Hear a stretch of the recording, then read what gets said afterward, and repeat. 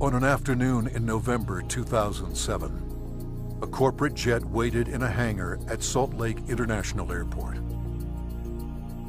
Its 4 passengers, scientists and executives from a global pharmaceutical company, were locked in negotiations with 3 men in a nearby building. They started getting on the phone about noon back east, and they kept doing that, and about 2 o'clock they walked in the room and said, okay, we're convinced you've got something here, and it's significant enough that we will write you a check big enough that you won't want to talk to anybody else. We said, we'll call you tomorrow. And we immediately adjourned into our conference room again to discuss the offer that they'd put on the table.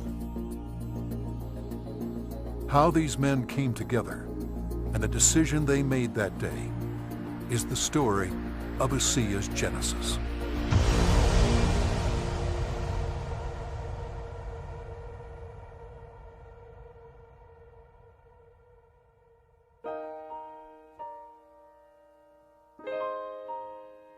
A lot of people have fathers that teach them sports.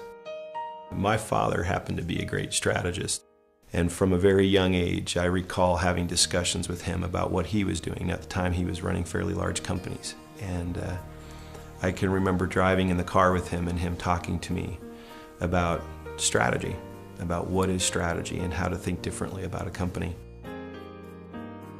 Vertus Norton was well qualified to teach his son. At the time, he was sales planning manager of the billion-dollar beverage division of General Foods Corporation in New York, with responsibility for iconic products like Kool-Aid, Country Time, and others. In 1985, he was recruited by Dart & Kraft and eventually became the head of Hobart Corporation US near Cincinnati, Ohio. 5 years later, he rejoined Kraft General Foods in Chicago as vice president of the Channel Group, managing a billion-dollar pilot business unit that led to the eventual integration of General Foods, Oscar Mayer, and Kraft Foods. Based on his track record, Vertus was asked to help re-engineer the company to increase efficiency in relation to an industry-wide initiative called Efficient Consumer Response. In the subsequent 3 years, Kraft's ECR, or efficiency rating, moved from 10th to 1st place. I've known Vertus for over 25 years, and it was apparent to me immediately that here was a very special man. A man that had wonderful ethics, great business strategies, enthusiasm. There was no question that this man was going to be a huge success, and he is a success. Vertus retired from Kraft at age 57 and moved to Park City, Utah. We thought he would take retirement seriously. He did not. Shortly after doing some service for our church, he was asked to run a biotech company. He had a lab in Southern California, 5 PhDs reporting to him, a series of master's or graduate students as well, all doing work for him there. And he ran that for 4 years, and we thought he was done.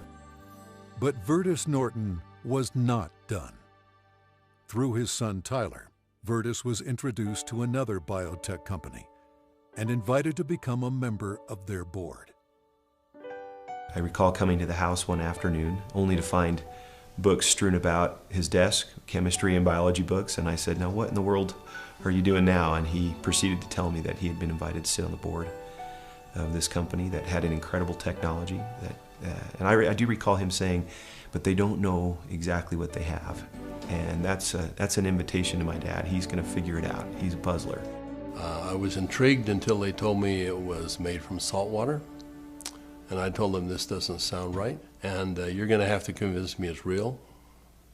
They said, well, we can do that. They said, we have a lot of research, and we'll give you some of the best research. You can look at it. And after running a lab and having my association with these people for 4 years, I knew what to look for. And I went through the science, and it was good, defensible science. Then they gave me a list of people to call, and I was calling Harvard, UCLA, University of Washington, University of Indiana, major labs across the United States, and everyone I talked to raved about the product, the way the company was intending for it to be used, And also they raved about the fact that you could drink this product and get a benefit from it. At the time, the product could only be produced in limited quantities through small devices. Highly unstable, it had to be used within minutes of production. But seeing the strength of the product, Virtus agreed to join the board of directors. As soon as I did that, they said, we're going to give you one of these devices to put in your house. We'd like you to become familiar with it. I started drinking the product that was made in this device, and my thinking cleared up. I had more energy. I felt better than I had for years, and now keep in mind I was in my 60s at that time. And I thought, holy cow, what is this? So I went to the first board meeting and found out that they were flat out of money. They were $1 million in debt. We said, let's see if we can help them find money. We tried for about 90 days, could not. Eventually the company folded, and they actually merged it with another company, an energy company. And when that happened, that company started selling off assets. Meanwhile, a family in New Hampshire was embarking on a major change.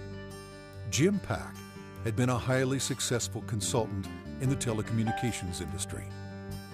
His son, Joe, had secured a position on the United States ski team. Wanting Joe to achieve his dreams, the family moved to Park City to allow Joe to train with the U.S. freestyle team for the 2002 Winter Olympics. So I'm living in a subdivision in Park City, Utah, and after a few years, another gentleman moves in a few houses up from me. This gentleman was named Virtus Norton. Now, Virtus and I became good friends, and actually we became good golfing buddies. I quickly came to realize that Virtus was something special in terms of his training, his business skills, his analytical ability, his integrity. Everything about Virtus was so much better than any executive, including governors or attorney generals, that I'd ever worked with. He was so competent. I was impressed.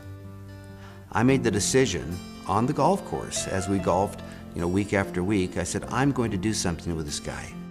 One day we're golfing on the Park City Municipal Golf Course, and he's saying, I'm sitting on the board of this little company, and they've got a terrific product. I use the product, I've just found phenomenal results with this product, but the company's really mismanaged. He said, the product is so good that I'm going to put together an investment company and acquire this product. And he pulled a golf cart over on the fairway and reached in his back pocket and pulled out a folded check, business check, that was blank. And he said, you got a pen? And I handed him a pen, and he wrote a very big check. And he said, let's go do this together. And I said, are you crazy? You don't even know what it is. And I said, Virtus, that's true, but I know everything about you. I know you've done your due diligence. If you're to the point where you want to form an investment company to acquire this technology, I want to be part of it. Let's do it together. And that was the start in the formation of ASEA. Of anybody that I've known, my favorite person is Jim Pack. I don't think just because he's brilliant. I think it's because he has drive and he engenders trust and confidence. And so we started down the road together, and over the course of a year, we discovered what the product was and why it worked. We developed what's called the mechanism of action. They discovered the product was based on redox biochemistry, a new field of science that emerged near the beginning of the 21st century. Redox signaling is a function central to all forms of life. Redox signaling molecules are created within every cell of the body and are vital to the immune system and to cellular repair and replace mechanisms. As one gets older, the body's ability to make these molecules decreases, a function of aging. The product provided a replenishing source of the exact redox signaling molecules the body creates, and in the same balance, enhancing cellular health. Knowing the product's shelf life was essential, Virtus and Jim challenged a team of researchers, including Dr. Gary Samuelson, to find a way to stabilize the product. We didn't know if it could be done, and we bought some equipment and kept making product over and over and over again, and we'd run it through the computer. And finally, after months, he finally came in and said, I think I've got the product stabilized. And we started testing it and found out that he had, in fact, stabilized the product. After stabilization had been achieved, Virtus and Jim met with a group of university scientists. We had told them that we had stabilized this mix of molecules, and they said, no, it can't be done. And we said, no, we have done it. And they said, no, it can't be done. And they were so adamant that they were slapping the table. And we said, well, wait a minute. We'll come back tomorrow and show you the product. So we took the product back the next day. Said, this is stabilized redox signaling molecules, both positive and negative molecules in the same bottle, stabilized. And they said, how in the world did you do this? So one of the big breakthroughs is the fact that we can stabilize molecules that you're not supposed to be able to do that. The molecules in ASEA are supposed to be fleeting. They should all return to salt and water in just a matter of minutes, and they don't. Meanwhile, Vertus's son Tyler had arrived at the pinnacle of his career in the financial services business. His father took occasion to explain to him the technology he and Jim Pack had acquired. He said to me, this is the product. He reminded me it was made from salt and water, and I was very concerned. At church the following Sunday, I was discussing some of the challenges of some of the members of our congregation, and I had a neighbor friend that we discussed the majority of that meeting, who, despite seeing a number of professionals and trying to solve a challenge that he had a significant issue, they were just not able to really help and find a solution for him. And it was then that this product popped into my mind. I wondered and asked, despite my doubts, could this help? Could this make a difference for him? I called Dad, and he said, of course it will help. Now, I didn't have that conviction at the time. He did, and he was willing to get some of that product. We got that product to my neighbor. And from that point forward, I felt confident that I had done my part. And given that I was still doubtful and even fearful, I kind of washed my hands from it. I think it was 3 months later when I received a phone call from the leader of our church. And he said, are you sitting down? And I said, don't start a call like that. What's wrong? And he said, this is good news. Are you sitting down? He proceeded then to tell me that he had just received some very good news, that my neighbor, whom we had given this product to months earlier, had received word that he was in fact improving and had improved a great deal. Of course, the question going through my mind was, well, did he drink this stuff?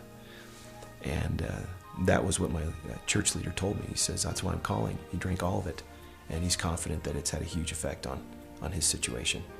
I called my neighbor, and I needed for him to tell me what he had experienced. And he was quiet for a minute, as I recall, and said, do you have any idea what I think this has done for me and for my family? He began to tell me things that I've now heard multiple times over from people across all of North America, and how this product helped him and made a difference for his family. Frankly, this was a problem for me. This became a problem for me. It was my first indication that this could be real, this could be meaningful. By this point, Jim and my father had made a significant commitment to this product. They were moving forward. And I started to question kind of what I was doing, and feeling a need to get this product out to the world, watching the impact it was having.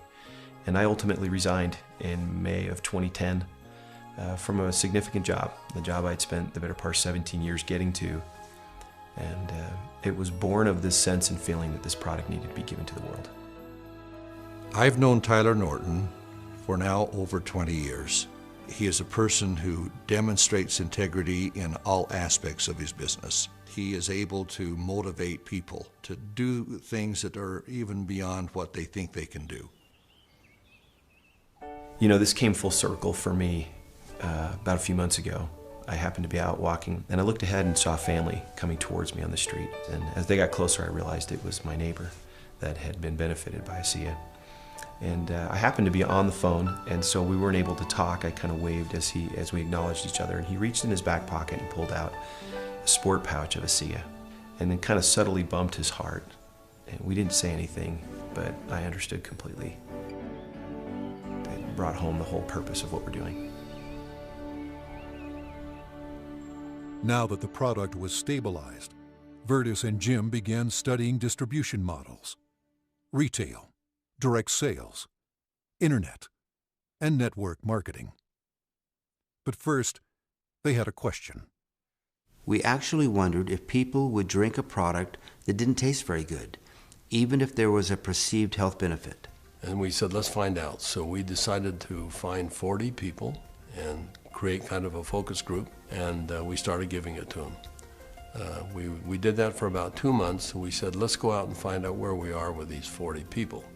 So when we went out and contacted them, we found out that the 40 people had turned into 135, and the product had been shipped to 20 different countries without our knowing it. And we said, well, we've got the answer we wanted. People will, I think, buy this product. When they determine that there is a perceived health benefit, they'll buy it.